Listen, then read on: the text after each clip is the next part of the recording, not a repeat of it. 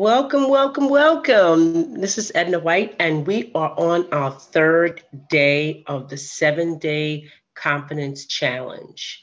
This part of the masterclass is going to produce a better self for you. So, what are we going to talk about today? How do I make big decisions when I don't have confidence that it will work? So, we're going to take that part first, and then we're going to talk about how to learn how to be yourself and make it possible again. So let's get started. Making confident decisions is hard. You've made decisions before, and there's a lot of pressures in life on you, and you've been in that place before where you don't really know which way to go. You don't know what to do. And there's facts, then there's fiction, then there's things that's piling on top of that, then it's other people's emotions and your emotions and all this stuff. And you have to get rid of doubt. You have to move the second guessing. You have to stop being afraid only to make a decision. It's like buying a speedboat or a castle filled with speedboats, whatever. You're making a decision based on facts, based on how it's going to make you feel once you do it, right? Can you make a deal because you're struggling to make that deal? Can you make a deal while you're struggling with this decision? In trying to be human, because you're emotional and it's exciting. It might be almost like scary, but can you make a decision? So if you lack confidence in decision making and wish you could make more confidence in your decisions, I'm going to give you 7 ways how to do that. Number 1 is, what if it didn't matter? How many decisions have you made in your life, both big and small? Thousands, right? 10,000s. How many of those do you remember exactly? We have a tendency to blow our choices up into grand life-changing moments sometimes, making the wrong move and you're irrevocably screwed. But of course, the truth is that very rarely are your choices life-altering or world-impacting. So making the wrong move may be a choice, but it happens. And all you have to do is make another choice or make the decision work. It's your brain's need for certainty that drives you to place more emphasis or importance on a choice than it might warrant. And emphasis that unwittingly drives second guessing and self-doubt. Left or right, backwards or forwards. All guns are blazing or slow burn. Sometimes it just doesn't matter which way you go. The important part in making confident decisions is being willing to make a choice and do something. 2, get some support. If you make a decision, get some support around that choice. Don't be isolated if you have no idea what you're listening to or going to be making a decision on. Get some good connected support. Bounce the idea off someone that's willing to help. And even when it's a tricky choice, they can give you some illumination onto it. Otherwise, you'll be in the dark, but at least you'll get some idea of how to strengthen your weakness in this particular situation. Getting support or input isn't a weakness. It's a common sense. Common sense. You don't have to make every decision by yourself, but nor is it about acting on the advice and opinions given to you by somebody else. You can always take a pound of this and a pound of that and try to make a decision or this fact and that fact and make a decision that feels good and helps you, right? It's good to feel supported. It's good to have someone helping you during your decision.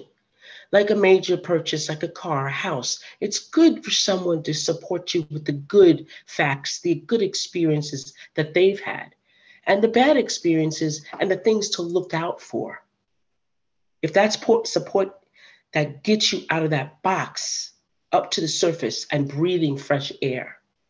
So get some support. 3, reconnect.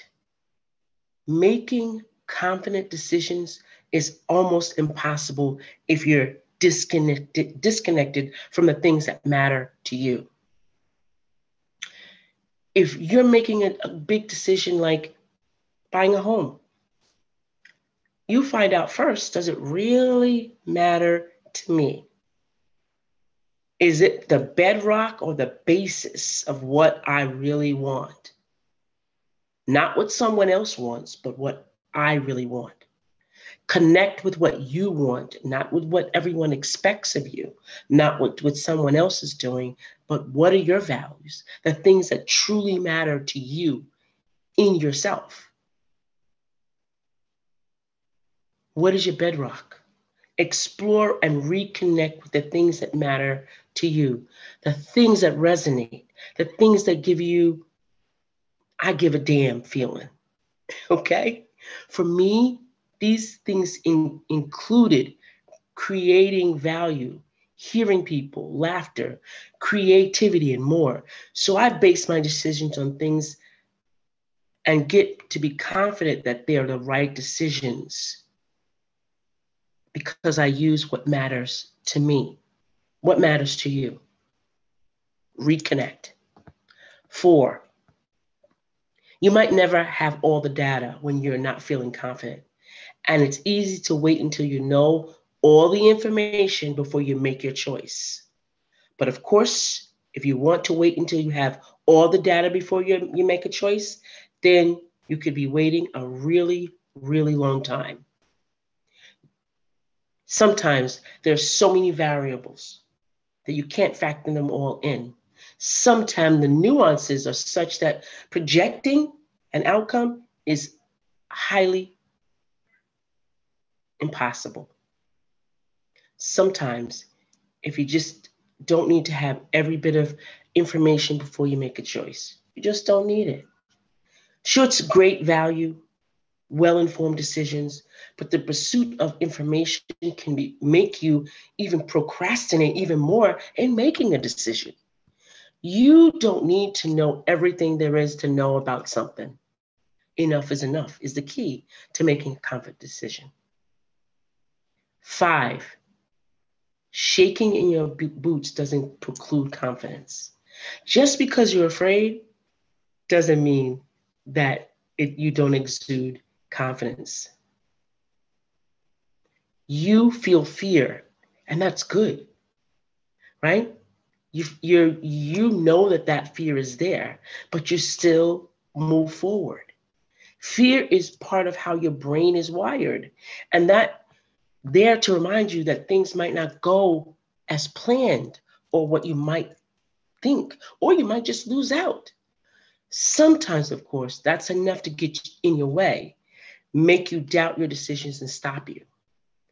But here's the thing. You can be shaking your boots in the face of a decision and still trust yourself in the knowledge that you can deal with whatever happens on the other side. Being confident is the quality that allows you to feel fear without judgment. Confidence is being able to notice fear when it bubbles up, then respond intentionally and deliberately. 6, the first decision is to trust. Before any big choice, what if you were to make one decision first? The choice to trust yourself. You can still have a myriad of doubts, but actively remembering and deciding to trust that you can deal with whatever happens takes the pressure off and makes it okay to take on the shaky steps that you're going to take. The choice is to trust yourself is sometimes the only choice you need. All it needs is for you to create space in which you can make a confident choice. Trust yourself. 7, the distance you leap scales. The potential of a decision is only realized when activated with your own kinetic energy. Remember, I talked about energy the other day. Otherwise, it remains lifeless. You want to be alive. You want to be active. You want to be on board with it. You want to be breathing. You want to be putting in your will with this, and you want to be able to have the action to leap. That's how you cross the gap between where you are and the other side of the decision. The action, the breathing, the will, the leap, deliberately. If you're not used to making decisions and lack confidence in decision making, it'll feel weird at first, possibly unnatural, and probably uncomfortable. Your brain hates discomfort and uncertainty and will do what it can to steer you back from the edge. But it's okay. Remind yourself what's really important. Remind yourself how far you've come. Remind yourself what matters. A full and rich life requires you to leap from one side of a decision to the other. And the more you're used to making decisions, the easier it becomes to make the leap, and further you can jump without giving yourself a pause. Because it would be crazy if you were leaping and paused in between the leap. That's a confident decision making in action. Okay? So, in summary of what I said, number 1, what if it didn't matter? 2, get some support.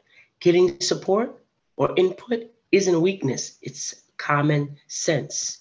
3, reconnect. Your values, the things that truly matter to you, in others, and out in the world are your bedrock.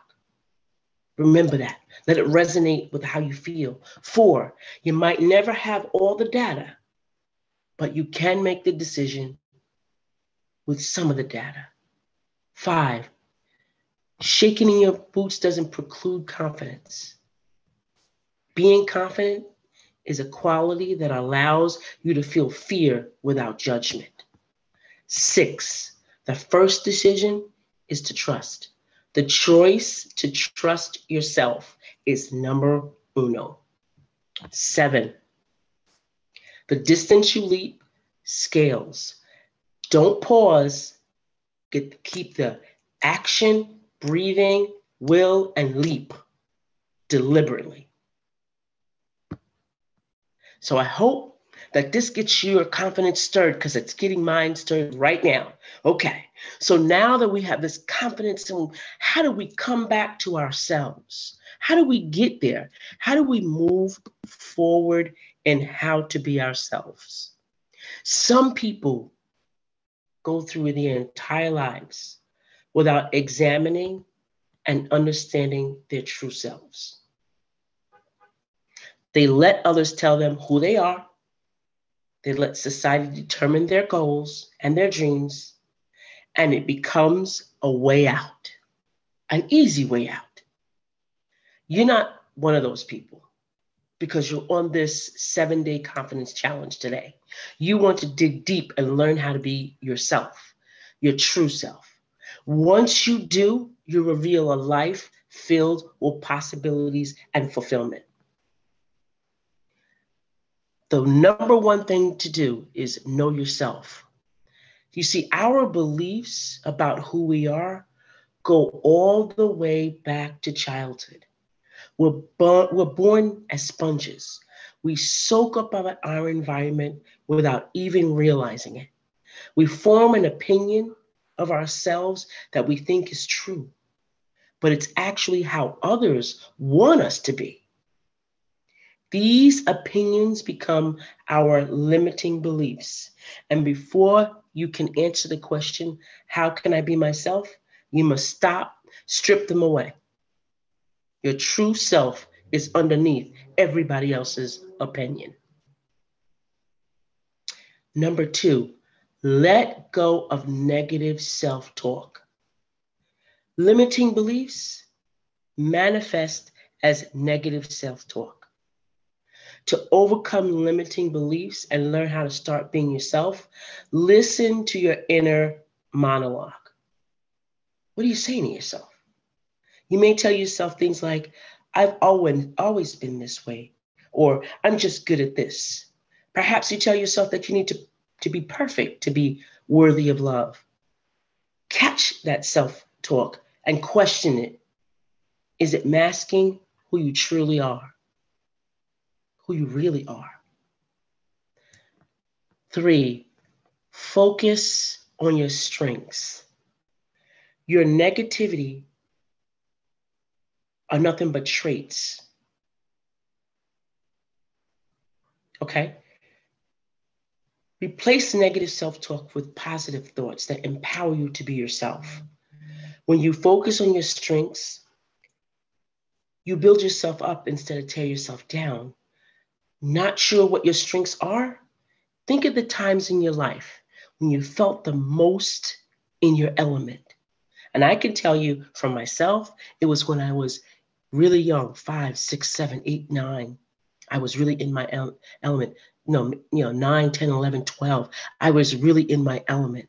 I felt that way because I was finally discovering how to start being myself. I was myself in those good times. Focus on those strengths. Focus on them. All those strengths that you have, reviewing your resume, focus on those strengths that you had to complete and accomplish things.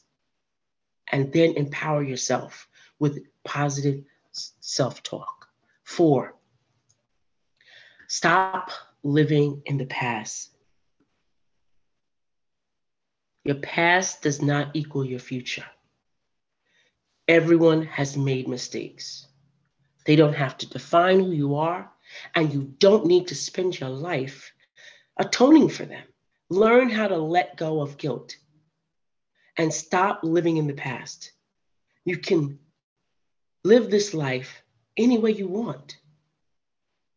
Why not live it extraordinarily? Why not? 5, stop caring about what other people think.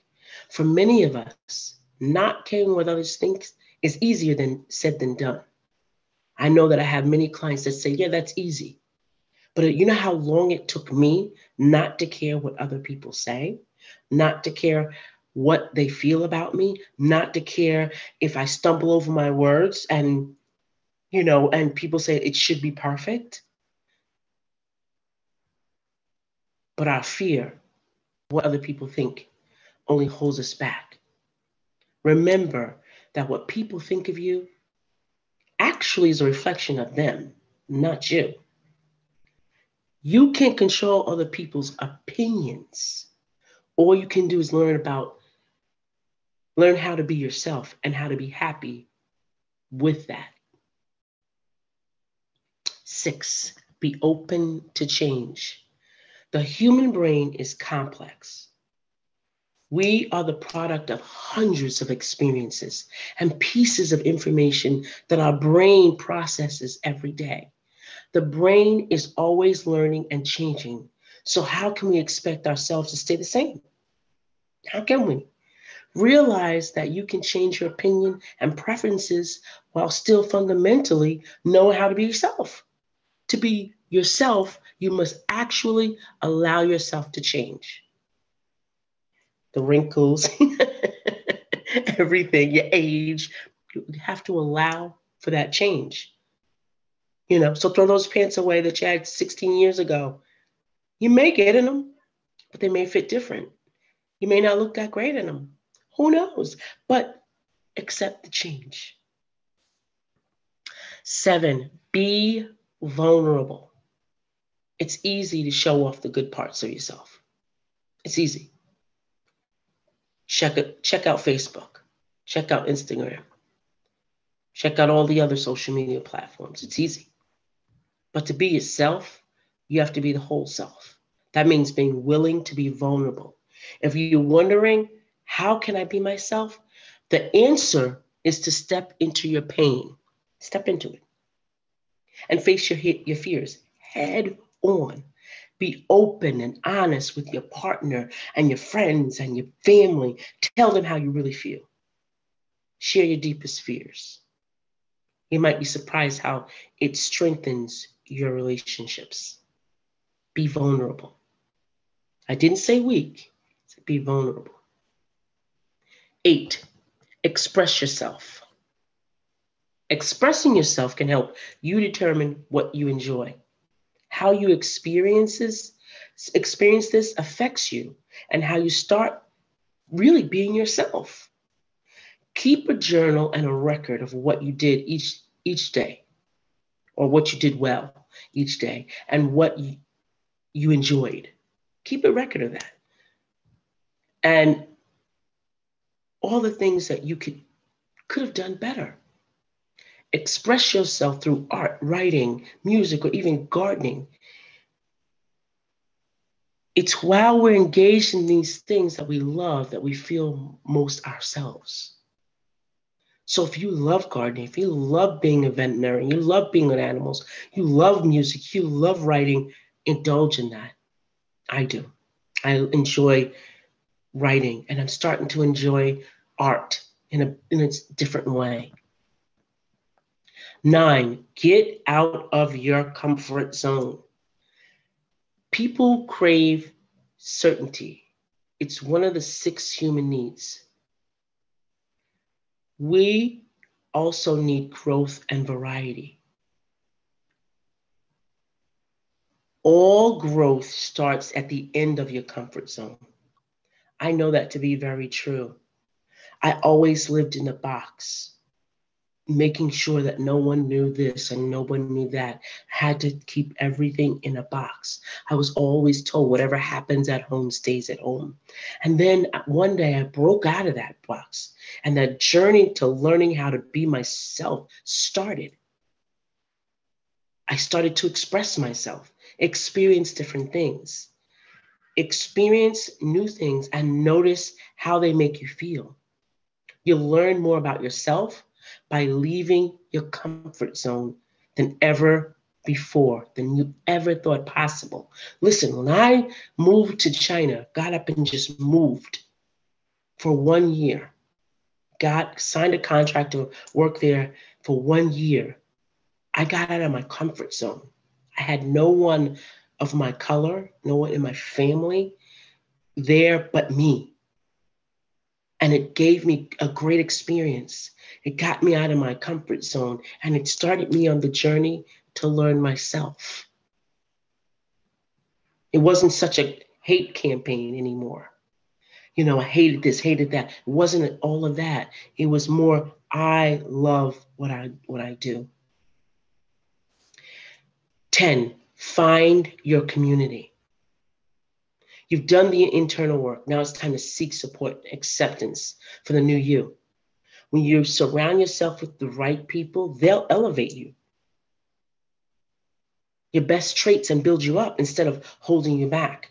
You finally feel like you can stop searching for how to be yourself, because you're in a place where everyone already knows who you really are and loves who you are.